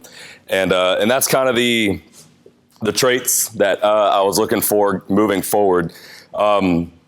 You guys have endured a lot. You've done a lot of great things both in and outside of the weight room. And I'm proud of each and every one of you guys, again, just for the work ethic that you guys have presented, the things that you have done, how you guys bought in. There's, good things I could say about each and every one of you. And this year's award was a lot more competitive than it was last year. Again, just bringing up Calvin Brown again, it was clear cut, easy choice. It was Calvin Brown all day. This year, again, going back and forth, I've had front runners from, back in the spring, through the summer, through the season, and it came down to one guy that I felt did a really good job since the early off season. This young man is kind of top five, top six in many of our strength and speed categories, from our power clean to our 40s, to our squats, to our bench. During the spring, he ran track. He would come in after track workouts. I'll just go ahead and say, Trace Richards, you are this year's Iron Highlander, or recipient of the Iron Highlander Award. And then talking about Trace, again, Trace, you can come up here, sure. I've got nothing to hand you, so you can stand up here. Trace did a lot of great things. Trace also, probably as the coaches can attest to, had a lot of knucklehead, bonehead moments. Trace had a lot of coachable moments with me. But again, coming from the spring semester, he would go to these track workouts. When he doesn't have to be in the weight room, he would do a track workout with Coach Cutter, and then he'd be up in the weight room. What can I do? Where are you guys? What can I do? I'm here. You're still in here. What can be done? He, as I said, he's top 5 in many categories. 4, 5, 7, 40. He's got a 540-pound back squat. We tested. He even came in. He came in after the season, probably a week after or 2 weeks after, and was ready to get back after it again. Retested with our push protocol, and was above and beyond what he did even back in, I believe, October, September. So again, 540. That's the strongest on the team, pound for pound second strongest on the team.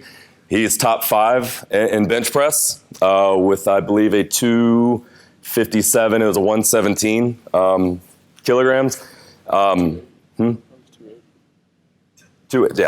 Sorry, math. You're right, 280. Someone fact check. We're good at that these days. Fact check that for us, but I think it's 117 kilos.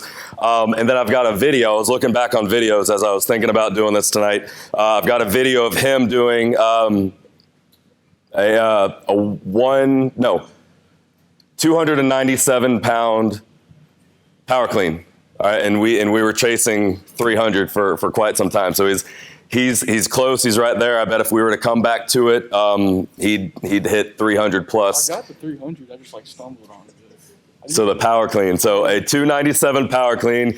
He got a 300 rough, maybe CrossFit qualification clean. But he, again, tops in many categories. The work ethic, the energy was there. Super proud of you, even though you drove me crazy many a times. So, and again, when I get that award, that trophy, I think you'll enjoy it. I'll get it to you as soon as I get it. We'll put it up on social media, and everyone else will know. So again, Trace Richards, this year's Iron Highlander. Good job, buddy. Okay, this time I think the seniors have a presentation or are gonna do something. Just gonna talk. Okay. Are you the only one talking? No, they were supposed to all come up. Oh, the seniors, come on up. You want to put it on him? Getting up close and personal, Coach. I got a lot to say. Yeah, you come up. Just take the Freestyle and take microphone. take the coach. There's a coach there, and then just take the first one. Tell me which one it is. It's live, I think. Chill. Put it down. Oh my gosh. We're gonna do Donnie first. Donnie Gumble. Hey, you could have told us we were doing this. I didn't know we were doing this till yesterday. Okay. Fair enough. Boy, I ain't talking. What you mean? What do you mean? I'm what? Oh my God. Hey, your dad. You get through. Spencer. Go here. Your dad wanted me to. This for Gumble? Yeah. Okay. Right now. Oh my God.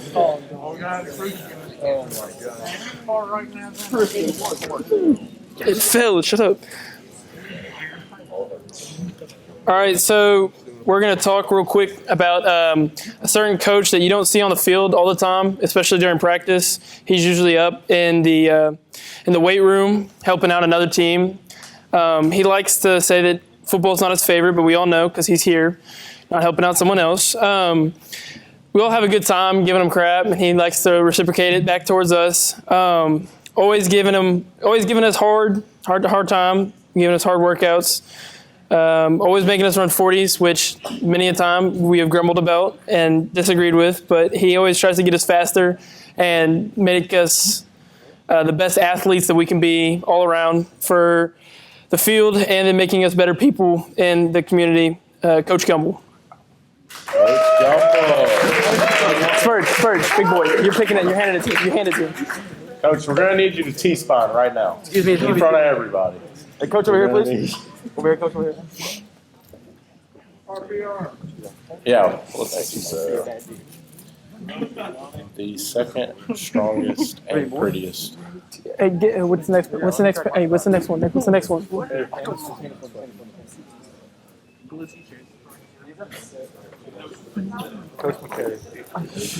Okay. So Coach McKay, personally, I have not had a lot of interaction with Coach McKay. He kind of made sure I stayed away the DB side. I have a mic right here. He does a great job. He moved to linebackers this year. He does a great job overall with the defense as a whole. Everyone knows Coach McKay. Everyone remembered him from freshman year and his drills that he gave us all the time. We had a great time. He had a great time, Coach McKay.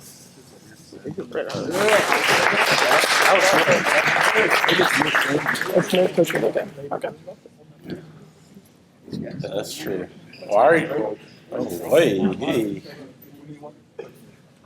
All right.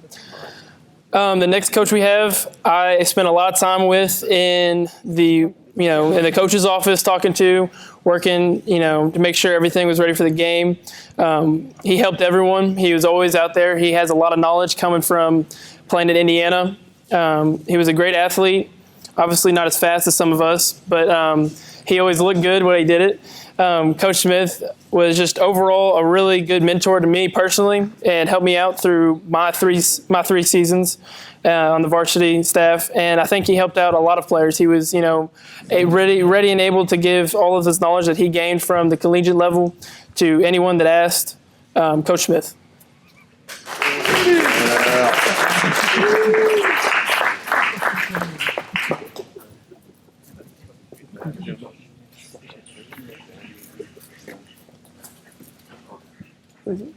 Dad. Yeah, your dad. All right. The next coach we have, we personally have a very strong relation by blood, but some would say that there's a stronger one with another kid named Colin Cummings. Very similar in many ways. Him and Colin were. They were very astute defensively, and they always had a good time. And when Coach Polk came over to coach wide receivers and, help out the team in that way, he always had a good time with Colin when Colin came over, and they always seem to get along. And I always get comments if I'm actually a son or if it's Colin. So with that being told, Coach Polk, my dad.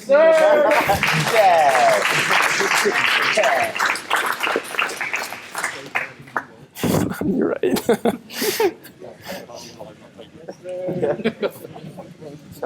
Thank you, guys. Coach Sanders. Okay. Coach Sanders. The next coach we have is a good one. He came on this year. He's very, very articulate with being a judge. Always trying to learn new words for him because he's always dressed nicely, not always in coach's attire, usually dressed nicer than everyone else. He never really enjoyed it when I came over for the few times that I did during practice. Always told me to leave and I had no business over there. Said that I should always just hand the ball off. But as you can tell, I never really did. I love to run and, make it interesting. But he was always there to help and, help in any way he could. He actually had a really extensive career at FC. He was a really good running back and then ended up walking on at Louisville and ended up playing for a while. I'd like to say thank you to Coach Sammons.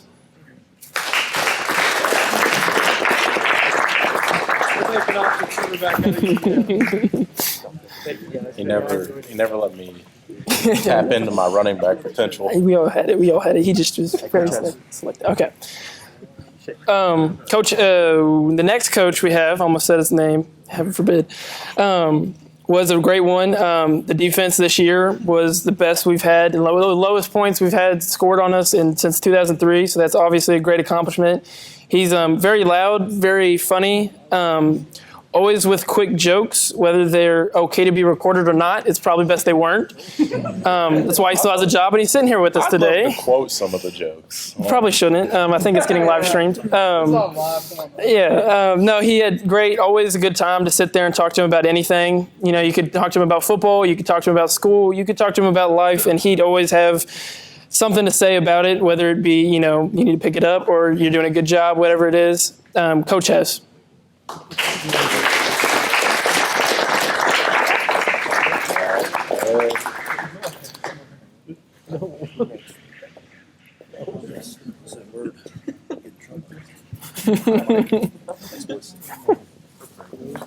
Greg, okay.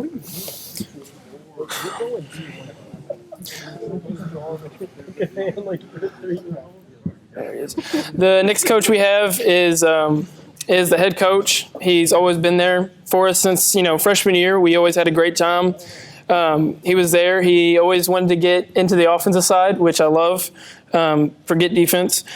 He was always there. He always was ready to talk about anything. He was there for every player. I mean, I can't count the multiple times I saw him on the sideline talking to someone who had something personal going on, and he was like a father figure to them and to basically everyone here, some more than others, but he was ready to help whenever and however, and he was a great coach overall, and he coached us for our 4 years of high school, and we can't say thank you enough. Coach Bragg. First.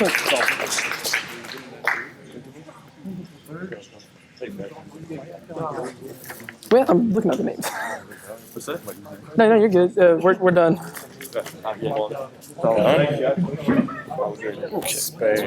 Okay, I'll give it to him.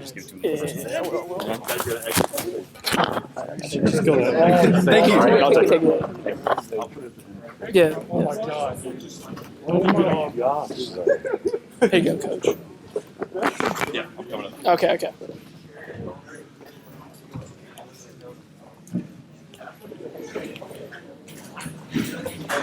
My office. Keep the flies away.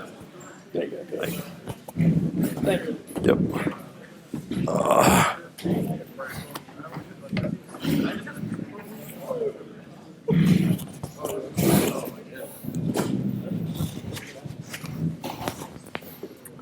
Thank you, guys. I appreciate that.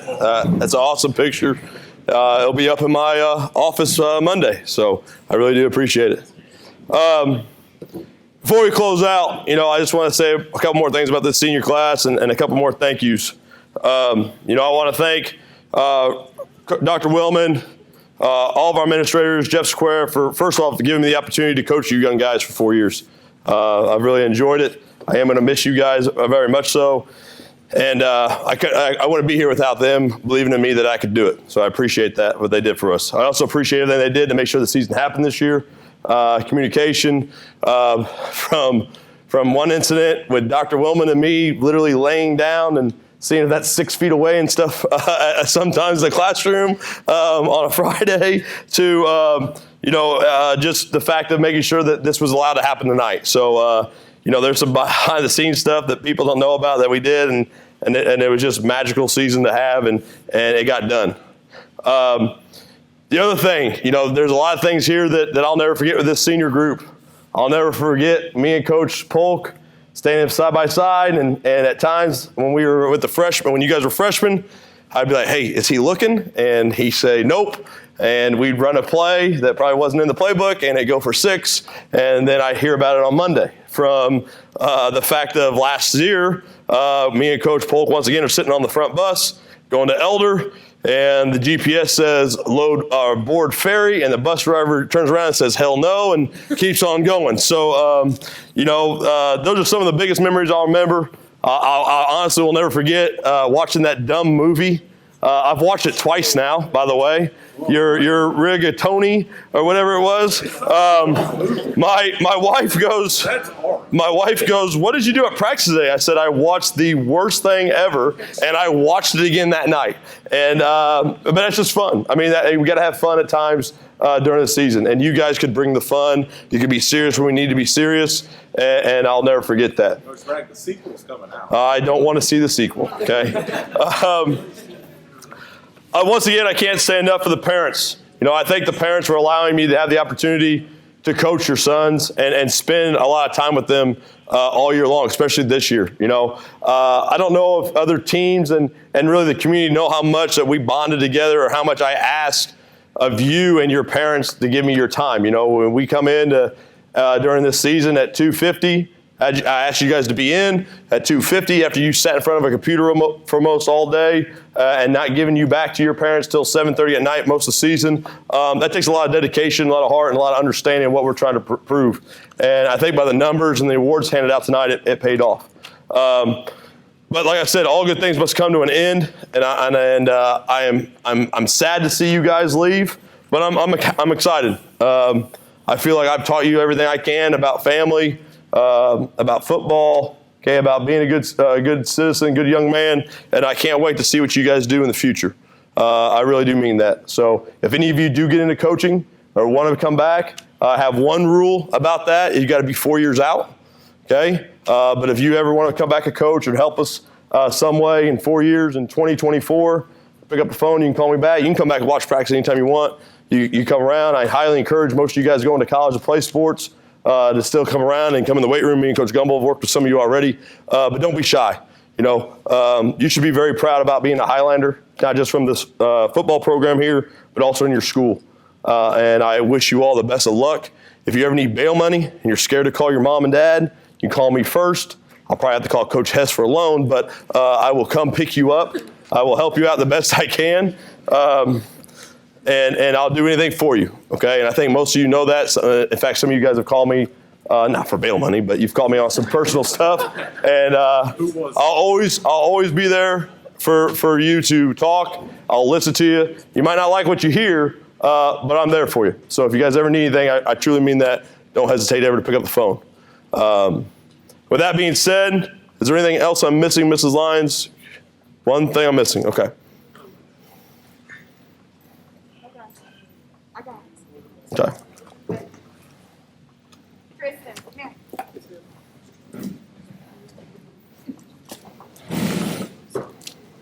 You say what you need to say. Okay.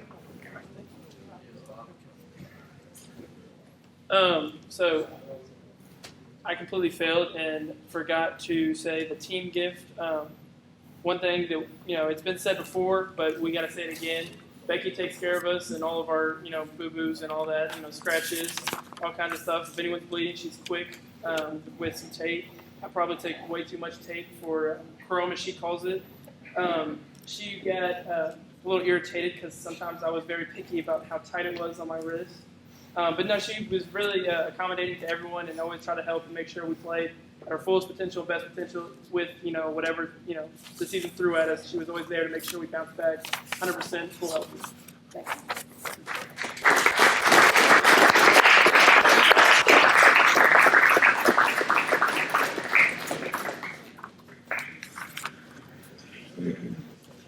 And last thing, like I said, there's so many people to thank.